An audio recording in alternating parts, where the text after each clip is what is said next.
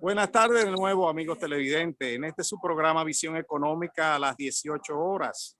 Desde aquí, desde Puerto Plata, Playa Dorada, estamos después de un día agotador con una serie de reuniones y el proyecto de reactivación de la economía por parte de las MIPYMES. Estamos también aquí ya con uno de los primeros proyectos que son la entrega de unos 45 millones de pesos por parte de Promipyme y también unos 15 millones de pesos por parte de la Federación en la cual tengo problemas. El código del banco. Yo de una forma u otra estoy transmitiendo porque no me dio tiempo de pasar a Santiago. Tenemos siempre cada viernes a ustedes, amigos televidentes. Don Leo. Bueno, Alejandro, quería, muy contento de que Puerto Plata esté recibiendo apoyo, es una comunidad que lo necesita, ¿verdad? Y nosotros felices de que ustedes estén por allá y también feliz, yo personalmente, de que después de una jornada de trabajo, ustedes se puedan retirar un ratito a la playa, a disfrutar y a comer.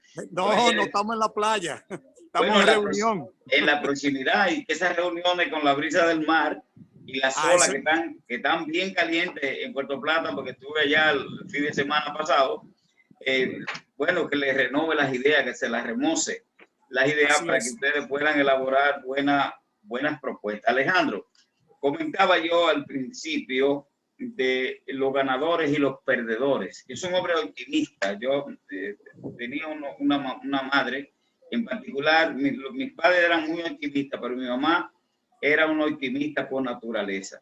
Pero de todas maneras sí quiero plantear esto. En toda crisis hay ganadores y perdedores. Y entonces generalmente en las crisis los sectores más vulnerables son los que terminan pagando la java de las crisis que les llegan a los pueblos de coyuntura en coyuntura. Y digo esto porque cuando anuncia la Asociación de Bancos Comerciales de la República Dominicana que la banca múltiple recibió depósito por 1.54 billones de pesos dominicanos, esos son 1.500 millones de pesos dominicanos, es mucho dinero, mucho dinero. No ha bajado la tasa de interés, no han habido grandes programas especiales.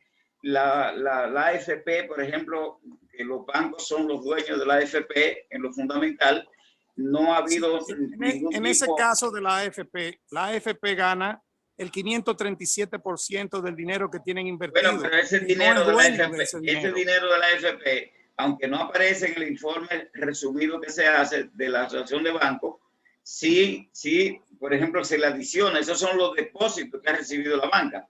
A la hora que nos den cuenta de cuáles fueron las utilidades y en cuánto se incrementaron los activos bancarios en República Dominicana, no hay duda que la suma de esas ganancias extraordinarias de la AFP va a incrementar las utilidades y los activos de los bancos en la República Dominicana. No tengo nada contra los bancos, lo que tengo un problema es con el problema de cómo se distribuye la carga de la crisis. Y como decía Iván ahorita, en tiempos de crisis tenemos que tratar por todos los medios de distribuir proporcionalmente el impacto de la crisis, de manera que el que más tiene, más se sacrifique y el que menos tiene, se sacrifique menos. Aquí es al contrario. El sistema bancario dominicano ha recibido un 40% de cuando han ganado más dinero en la historia de la banca de la República Dominicana. La parte que tiene que ver con las AFP están ganando un 500, al 2018 ganaban un 537% de los beneficios de los 280 millones de pesos que tienen las 4 AFP más grandes. Bueno, pero Alejandro, de verdad te lo digo, que siempre se ha dicho que el narcotráfico es la actividad que deja mayor rentabilidad, pero tiene un alto riesgo. Entonces yo no sé por qué los narcotraficantes no se pasan para allá y no tienen riesgo y van a tener utilidades hasta más grandes que la que están obteniendo. Es un chiste, por supuesto, amable televidente, pero lo que es una figura que estoy utilizando para ridiculizar para que la gente entienda que, por ejemplo, la droga deja menos dinero que lo que le dejan la AFP por manejar un producto que no es de ellos. Pero además con un riesgo que es cero. Así es. No, y no solamente eso, los gastos que le permiten. Usted sabe lo que es posible, que le admitan 537 millones y 357 millones de pesos en salarios a los directivos de la AFP. Los directivos de la AFP son 10 en cada una de ellas. O sea que 33.57 millones de pesos anuales por cada director. Y se lo admiten y ellos pagan, sí, el impuesto sobre la renta de ese dinero, pero eso es aparte del 537%. O sea, 280 millones de pesos que tienen ellos de capital cuando comenzaron hace 17 años. Entonces ellos tienen 1.500 millones de pesos netos de beneficios. Pagan los impuestos de esos dineros, pero eso es algo inaudito. Quiero decirle a los amables televidentes de nuestro espacio Visión Económica a las 18 horas que Alejandro y yo no somos resentidos, ni sociales, ni intelectuales, ni empresariales. No somos resentidos. Esta postura que nosotros levantamos ha sido coherente en este espacio, que ya yo tengo, vuelve a 20 años, Alejandro para 18, haciendo este programa todos los viernes en la tarde a las 6, y el interés de nosotros dos siempre ha sido llevar nuestras posiciones a los sectores que ven nuestro programa, ¿verdad? Y hemos recibido un feedback, una retroalimentación de muchísima gente de que nosotros decimos cosas que no abundan en el mercado de las comunicaciones en la República Dominicana. Entonces, hago esta aclaración para decirle a los que nos están viendo que yo no estoy resentido de nada, que particularmente yo soy un hombre feliz. Que todo el mundo gane lo que tiene que ganar, pero dígame, ganarse más que a la droga, eso no es posible.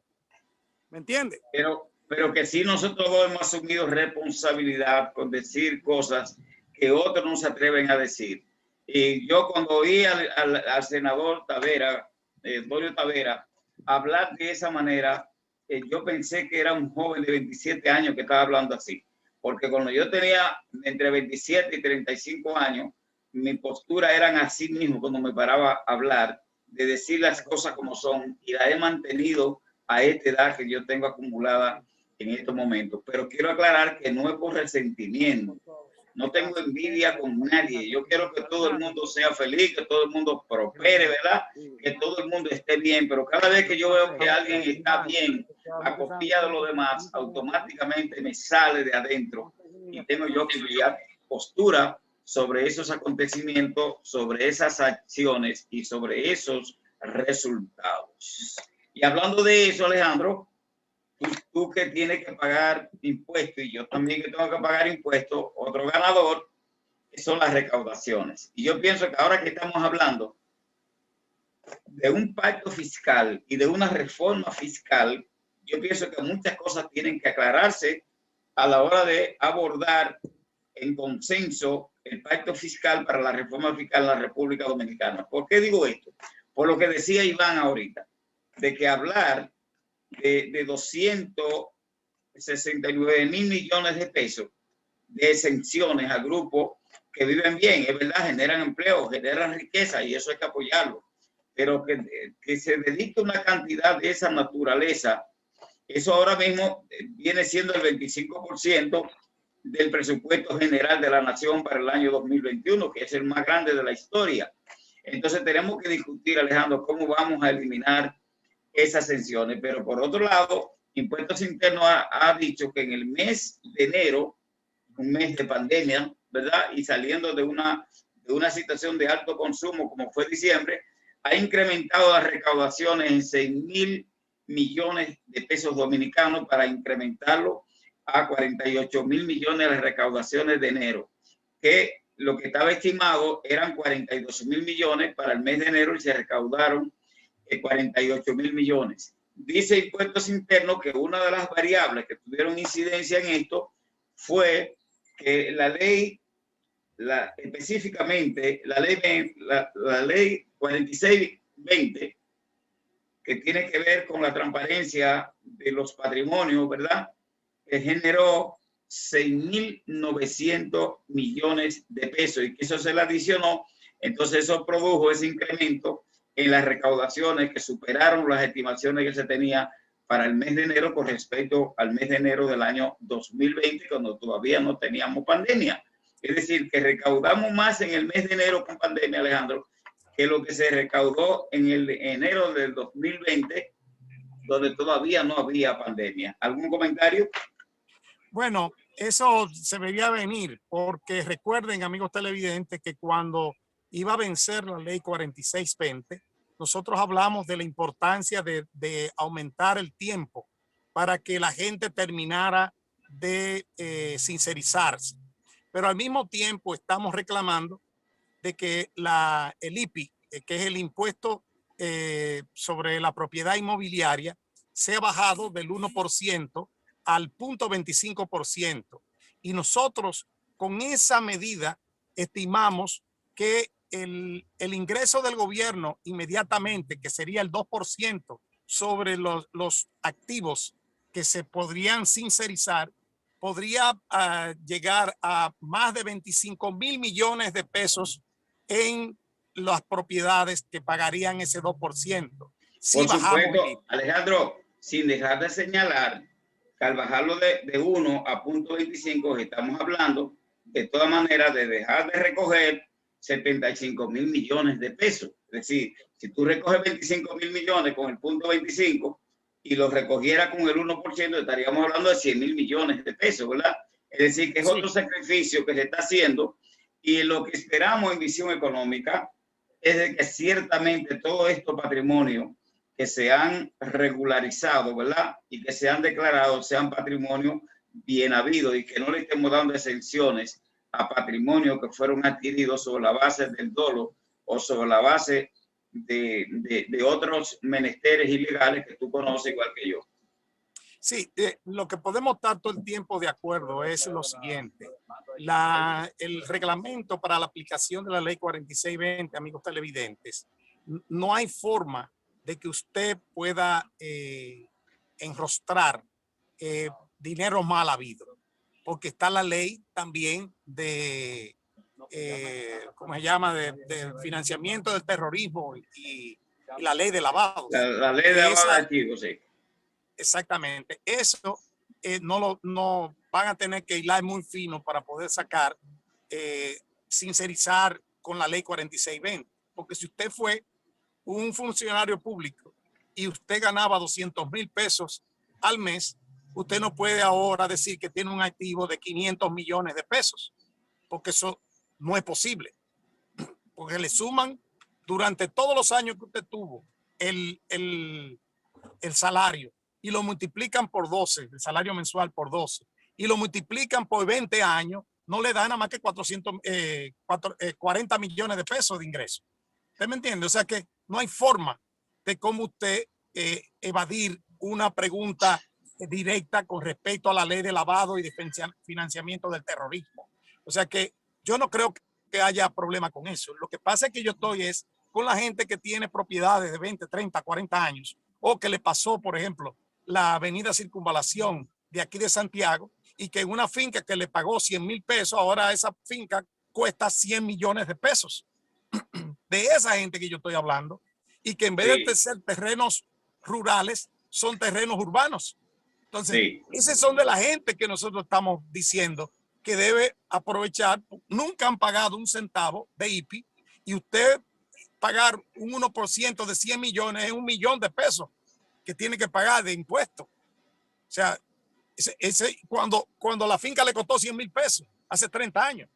Y con el punto 25, estaríamos hablando de 250.000 pesos. Exactamente. Eso es lo que estamos hablando. Eso es lo que estamos buscando. Estuve totalmente de acuerdo con la ley, la defendimos, pero también alertamos de que debía haber como un sistema de alarma, de alerta, para que algunos patrimonios, ¿verdad?, que no fueron adquiridos hace 30, 40 años en esas condiciones, sino patrimonios adquiridos en las últimas 2 décadas de dudosa reputación en términos de dónde salió el dinero para adquirirla, que ojo visor con eso. Pero como vamos a tener los datos en la base de datos, ¿verdad?, de todo el proceso de registro, ya más adelante pues, se pudiera establecer un análisis mucho más ponderado de las categorías de empresas que se acogieron a la ley 46-20.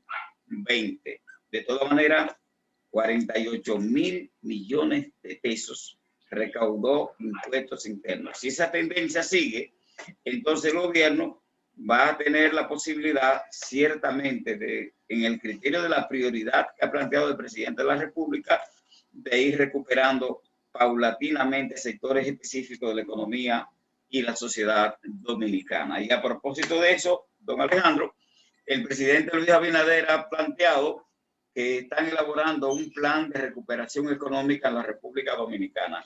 La noticia que vi dice post pandemia, pero nosotros en Procambio, siempre, en Visión Económica, siempre estamos alerta de hacer señalamiento de corrección según nuestro humilde parecer.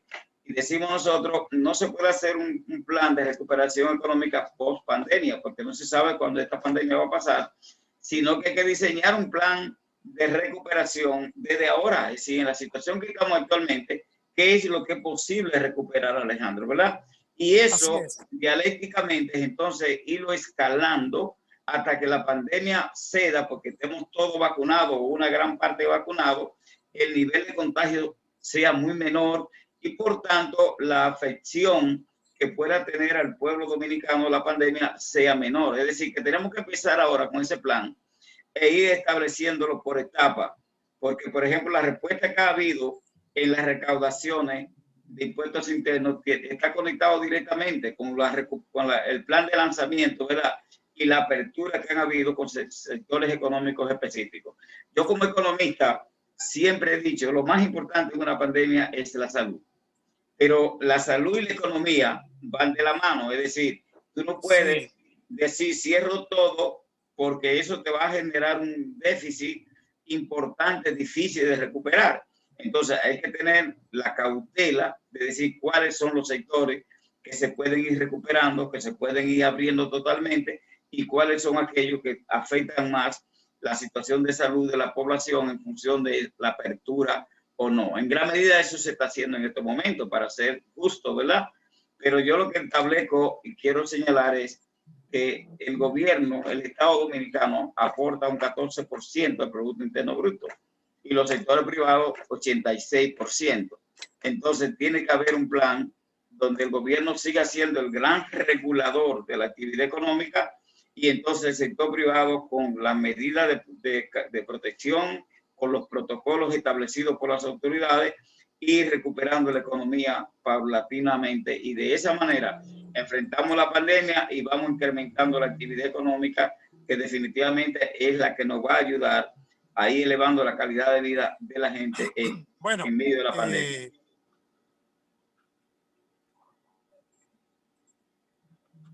¿Sí? ¿Querías decirme algo, Alejandro? Sí, estaba pensando cuando hablabas de la recuperación. Mucha gente criticó la apertura que se dio y ahora en el decreto de hoy se ratifican las medidas que se tomaron hace 15 días. Hasta el día 22 de febrero va a estar vigente. Lo importante de esto es que no debemos tomar en cuenta de que es el gobierno que está abriendo la economía. No, es que la responsabilidad de usted cuidarse es individual, es del pueblo, es de todos y todas. O sea, no es el asunto de que el gobierno está abriendo porque entonces van a haber más contagiados y más muertos. No, sencillamente, por ejemplo, la medida que nosotros pedimos a la Asociación de Bancos de que no era posible que estuvieran cerrando fines de semana y que estuvieran trabajando hasta las 4 de la tarde, porque eso lo que estaba haciendo era filas y contagios. Sin embargo, usted pasa por cualquier banco y no encuentra ninguna fila de la que hacían fuera ya. Alejandro, con la anuencia tuya tenemos que ir a cumplir con unos mensajes comerciales y regresamos de una vez a Visión Económica a las 18 horas. Ya regresamos.